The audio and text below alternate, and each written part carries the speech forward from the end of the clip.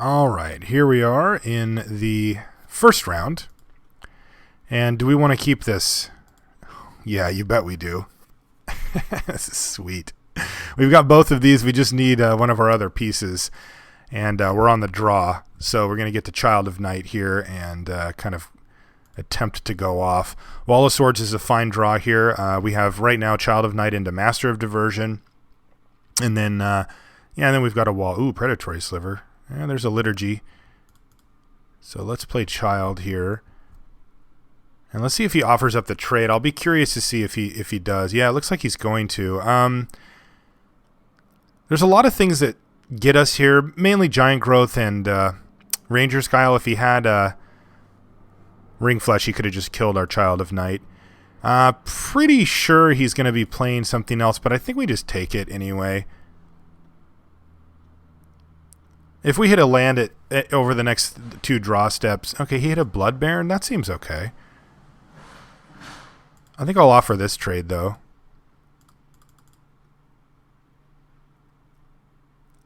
Yeah, he's going to take it. That seems fine. Trading my 2 for his 3 when I've got this stuff set up seems good to me.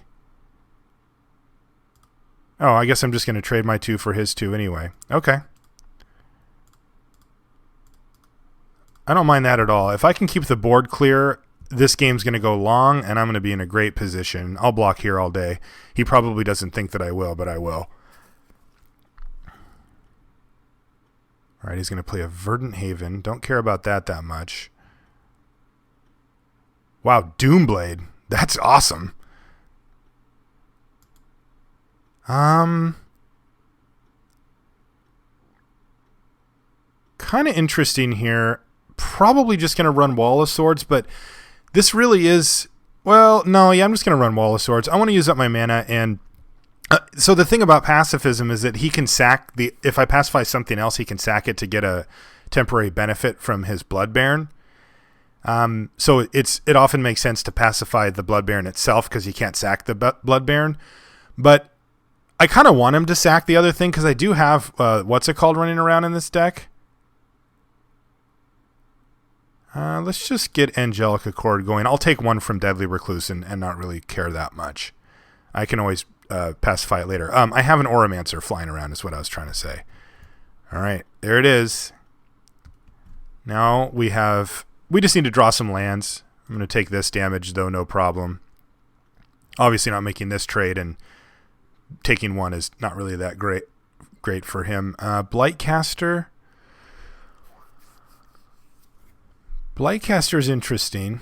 Really hope that we drew a swamp here, but we didn't. Just don't really know if Blightcaster's doing much here, though.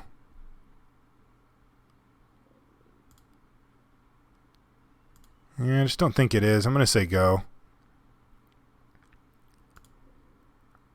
I mean, I can pacify one of these two guys, but what does it really do? He just... Oh.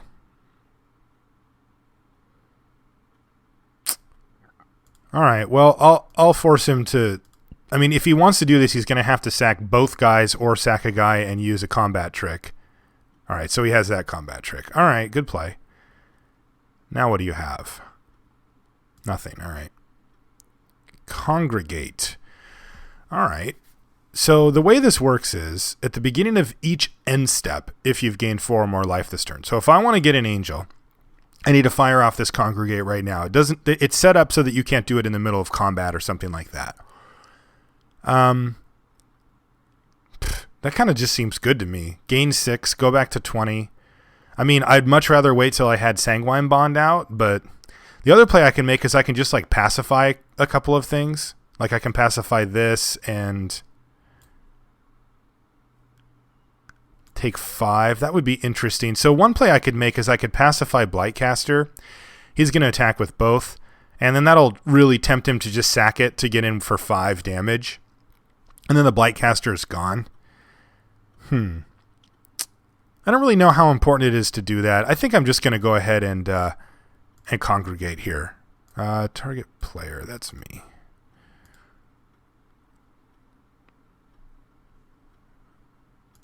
All right, so he could have sacked dudes in response if he wanted, but obviously I would take that, congregate, having him congregate killing 2 of his things seems fine to me.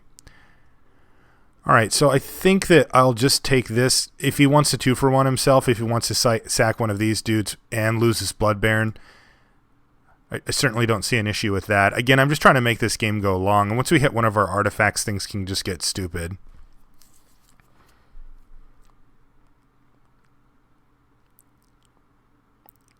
All right. That was sweet. See what his big follow-up play is here. Minotaur Abomination. All right, so we're going to pacify the Abomination and run out Corpse Hauler, which is a nice little draw there. We can get back Wall of Swords or Child of Night. Kind of depends on what we want to do. He's going to ship the Deadly Recluse, but we're just going to take it here. If I do want to block, I'm going to block and then sack my Corpse Hauler later. All right, so still no lands for us, but we're in a pretty stable board state here, and I think I can actually just go ahead and run out Child of Night here. And, yeah, I mean, kind of ahead on board here, so I might as well just start sending in.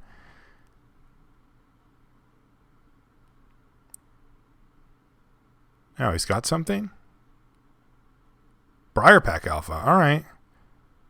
Yeah, I guess that was a little sloppy by me. If I wanted to attack, I could attack first. I kind of... Honestly, I just... yeah, okay, so I got a little behind there, but I accidentally F6, so we're going to take some extra damage here. But I probably should have just decided it all ahead of time, but I didn't, so... For some reason, he didn't attack with Deadly Recluse that time either. We're going to pacify now. And say go. We still need that second black mana source, though, here at some point.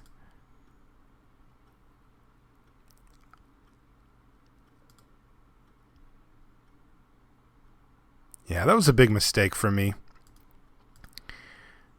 I really want to try to get 2 Child of Nights on board here, and now, I mean, I'm still live to have that happen, but I gave up damage and did that, so that was really bad.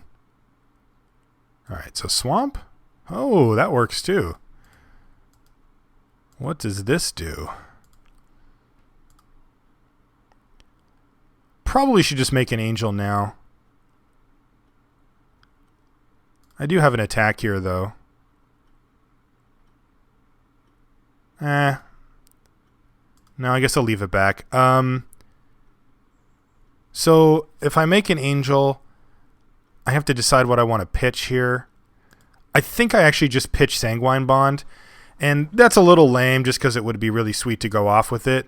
But the fact is, if I have Trading Post Angelica Chord, all I need is cards. Like, it doesn't matter what they are. And having an insurance policy with Liturgy of Blood seems better. Since I can't cast these anyway right now. All right. Say go. And this can block this if he wants to attack, and I'll probably just do it. Spitter? That doesn't do anything.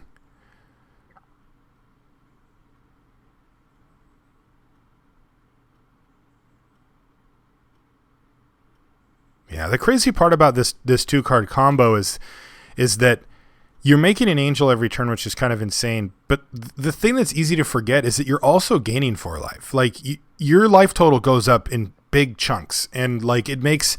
Like, look at his board. He can't do anything now. I mean, he needs to come up with something huge to be able to interact with this.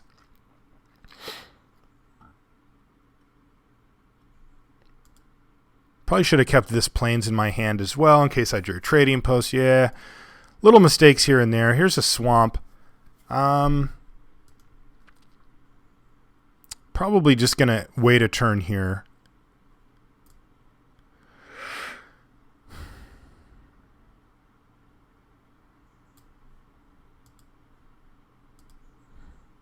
I'll start trading off my Angels here, though.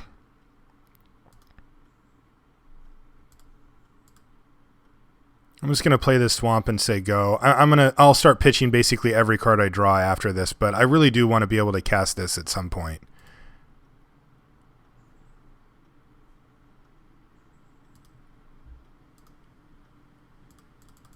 Surprised he doesn't want to trade his Deadly Recluse.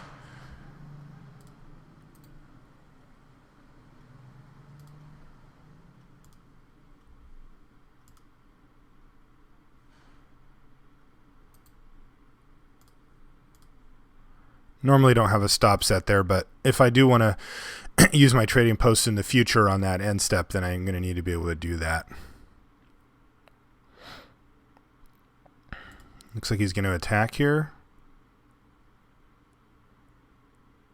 It's a weird attack. Yeah, I'll just take that. And this one, I can just block.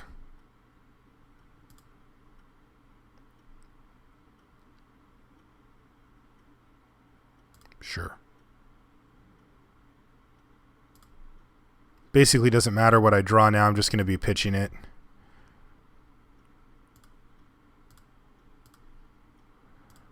Get in there with some angels. He's going to have to trade off that recluse at some point here. There he goes.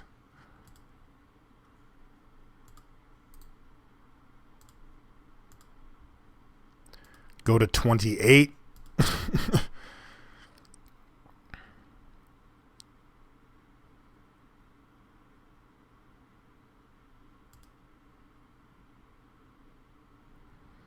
So he can hit me for a bunch here, but I just don't really care.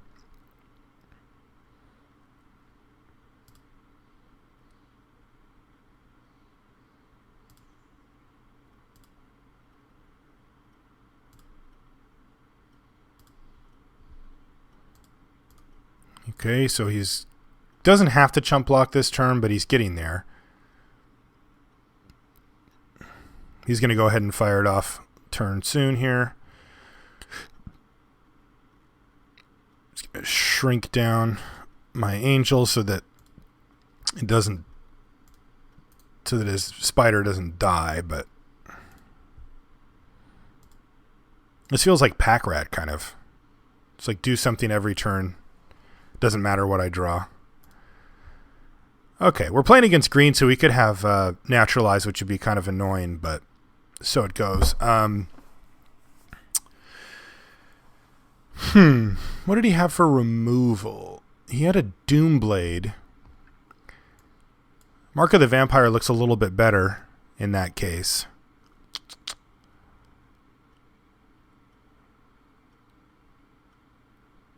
Angelic Wall is kind of interesting versus him, as is Pillarfield Ox.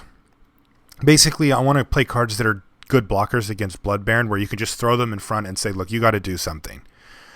Oromancer against him is fantastic. It's going to be really, really good.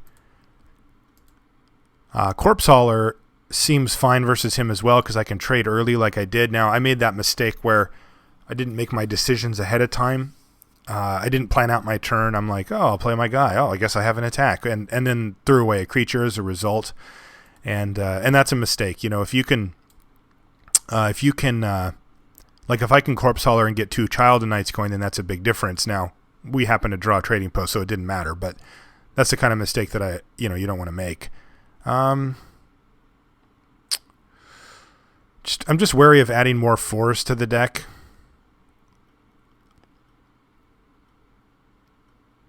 I mean, he Doombladed our Master of Diversion. That was kind of awesome.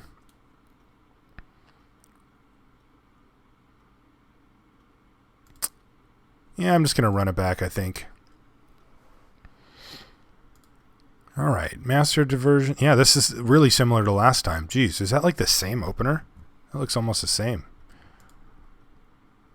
Ew, Festering Newt's very annoying, because we've got like Celestial Flares and stuff, and ugh. But the good news is we can kind of get him a little bit with Celestial Flare with his Blood Baron if he moves in or whatever. All right. So now we just need the, what's it called? The Angelic Accord. He played an Elixir? What the heck is he doing with that?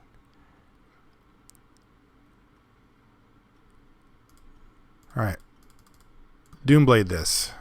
Please. Would enjoy that thoroughly.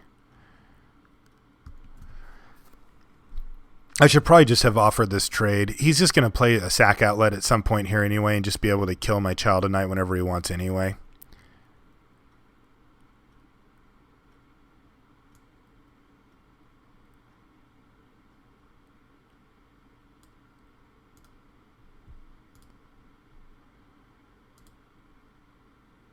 Yeah.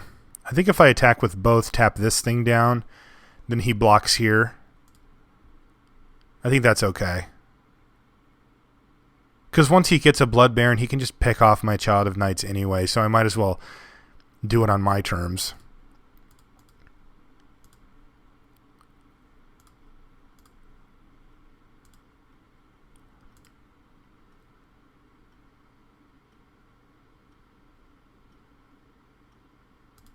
Okay, that works too. That's actually just super great for us. Yeah, that's fine.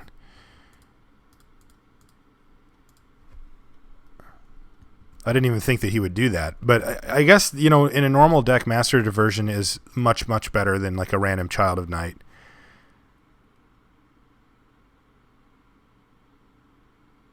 Alright, he's stuck on land, so that's a nice thing. Can just start beating the hell out of him here. I mean, I can just go like Child of Night, pacify this.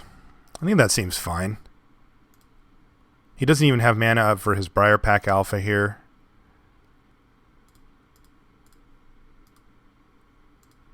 I mean, he's stuck on lands, and I'm not really doing anything else, so I think just starting to beat the hell out of him seems fine. And that thing is going to be annoying for forever, that Advocate.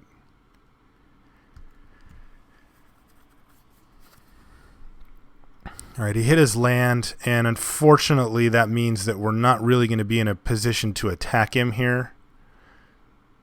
So the question is, do we want Bubbling Cauldron or Blood Baron? And I suppose we just want to run out of Blood Baron here. We can attack with that next turn, but unfortunately we have to respect Briar Pack Alpha here.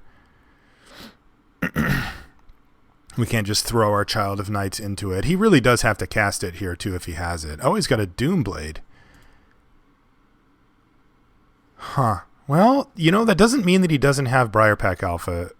Yeah, now he plays 5th land and he ships a turn back. Yeah, I still think he has it. So I'm gonna continue to play around it. Yeah, I'm just gonna say go here. I mean, we certainly don't have any real reason to put any big pressure up or anything.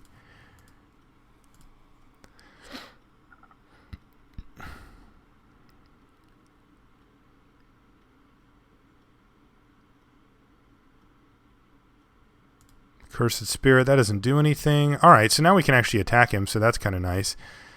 Also, I could just... Oh, he could have... what's it called? Yeah, you know what? I'm just going to... so, if he's got Giant Growth, then he can block and eat a guy, and I don't want to let him do that. So I'm going to Banisher Priest here. And if he has Ranger's Guile, then what are you going to do, right? I mean, he's going to get me with it at some point by killing one of my creatures or whatever. All right, so he didn't have it. 1 green up, that doesn't do anything. Hit you for 6.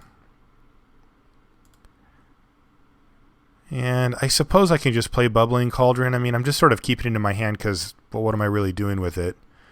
But I guess it's probably better to just run it out there.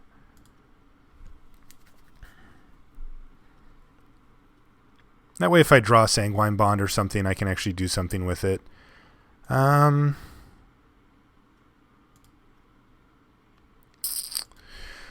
Alright, so now he's got 5 cards and 5 lands up, and now he's passing the turn. So, like, I still feel like the read is that he has Briar Pack Alpha here. The question is, do we care anymore? Like, if he flashes it in and blocks Banisher Priest, then he takes 8. But he gets his Spirit back. Then he has to leave mana up to use his Elixir the next turn. And the Spirit still kind of sucks. Yeah, whatever. Now I don't think we care if he has it.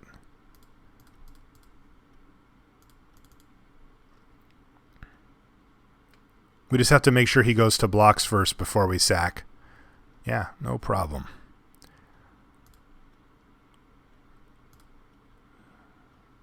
So block Priest, right? Oh, you're going to block Blood Baron.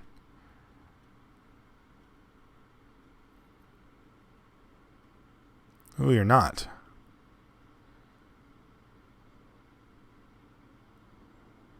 He is. All right, so I can sacrifice... I can kind of move all in here, but that just seems silly. I think I'd rather just sack it to gain 4 life and just have him take 6.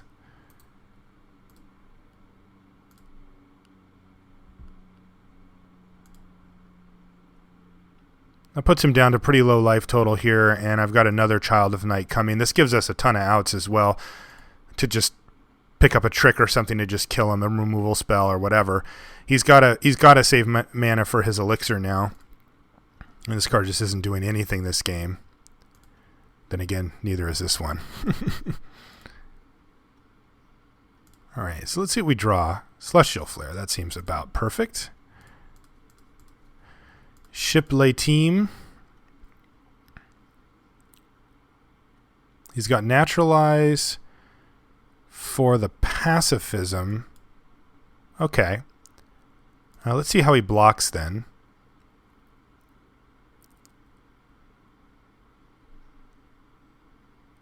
Yeah, that all seems fine. So I'll just make him sack one of these now. Doesn't really matter which one. I mean, him getting his Accursed Spirit back is a little bit annoying, but so he'll sack the Advocate for sure.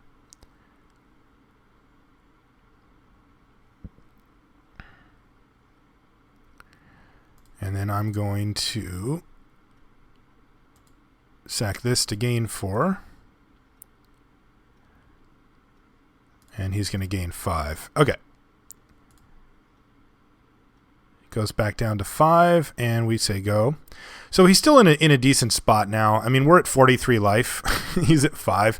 We don't really have a board position, but it feels inevitable at this point. Like, we're going to draw into Sanguine Bond or into Diabolic Tutor before he can do 43 damage to us. And then, like, if we hit Sanguine Bond, we can just attack with all these, and he's just dead.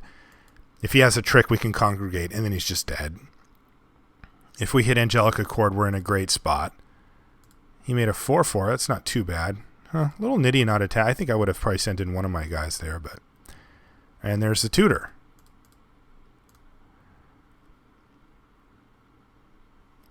And we'll get Sanguine Bond, ship the turn back, and then beat him. Right on cue.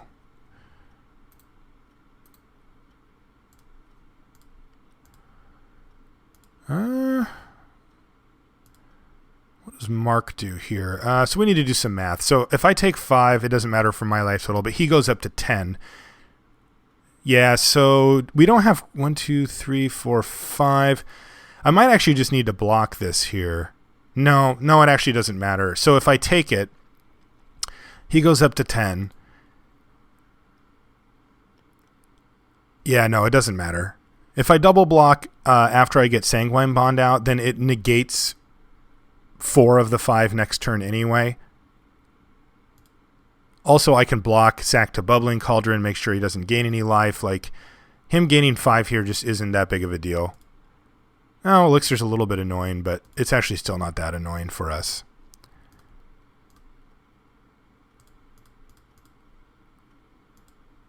Let's get Sanguine up in here. So then I just attack with all 3. He takes 6, and then I sack the one that lives, and he's dead.